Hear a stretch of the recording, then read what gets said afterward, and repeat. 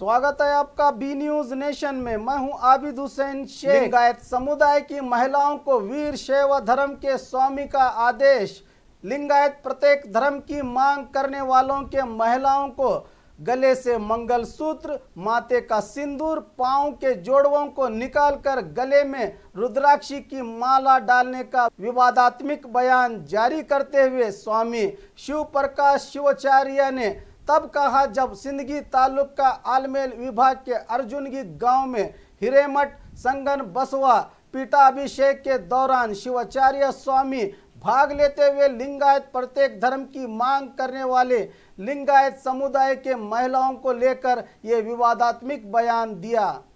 अभिमान ಇದೆಯೋ ಗೊತ್ತಿಲ್ಲ, ನಮ್ಮ ನಡೆ ನುಡಿಗಳಲ್ಲಿ ರಕ್ತಗಳಲ್ಲಿ ಇವತ್ತು ಪಗು ಹಳಕಟ್ಟಿಯವರು ಬರೆದಿರುವಂತಹ ವಚನ ಸಂಪುಟವನ್ನು ತಿರುವಿ ಹಾಕಿದಾಗ 145 ವಚನಗಳಲ್ಲಿ ವೀರಶೈವ ಪದವನ್ನ ಬಳಕೆ ಮಾಡಿದ್ದಾರೆ ಶರಣರು. ಕೇವಲ 4 ವಚನಗಳಲ್ಲಿ ಲಿಂಗಾಯತವನ್ನ ಬಿಟ್ರೆ ಮತ್ತಿನ್ ಯಾವ ವಚನಗಳಲ್ಲೂ ಕೂಡ ಬಳಸಿಲ್ಲ. ಸ್ವತಃ ಬಸವಣ್ಣನವರು ಹೇಳ್ತಾರೆ, ಶೈವನಾಗಿರುವಂತವನು ನಾನು ವೀರಶೈವನಾದೆ ಅಂತ ಹೇಳ್ತಾರೆ. ಅಂತಂದ್ರೆ ಇದಕ್ಕಿಂತಲೂ ಕೂಡ ಸ್ಪಷ್ಟವಾಗಿರುವಂತಹ ದಾಖಲೆಗಳು ಇನ್ನೊಂದು ಇಲ್ಲ ಅಂತಕ್ಕಂತ ಮಾತುಗಳನ್ನ ನಾವೆಲ್ಲರೂ ಕೂಡ ತಿಳ್ಕೋಬೇಕಾಗಿದೆ.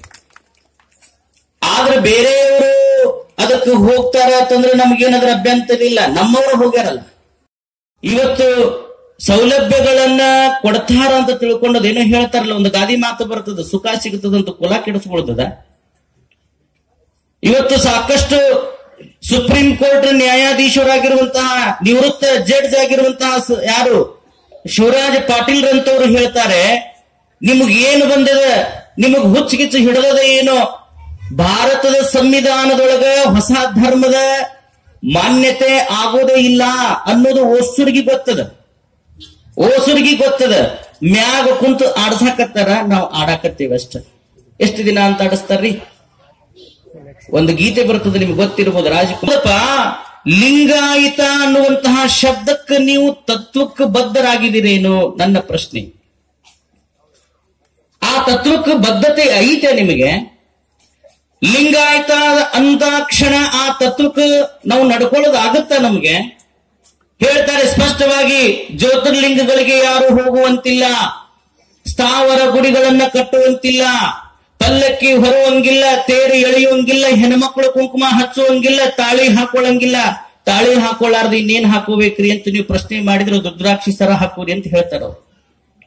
ಜಗಲಿ ಮ್ಯಾಗಿನ ದೇವ್ರ ತೆಗೀರಿ, ಲಕ್ಷ್ಮಿ ಮಾಡೋದನ್ನ ಬಿಡ್ರಿ, ಗಣಪತಿ ಕುಂದ್ರಸೋದನ್ನ ಬಿಡ್ರಿ, ಅಮಾವಾಸ್ಯೆ ಹುಣ್ಣಿಮೆ ಬಿಡ್ರಿ. और खबरों के लिए देखते रहिए बी न्यूज नेशन।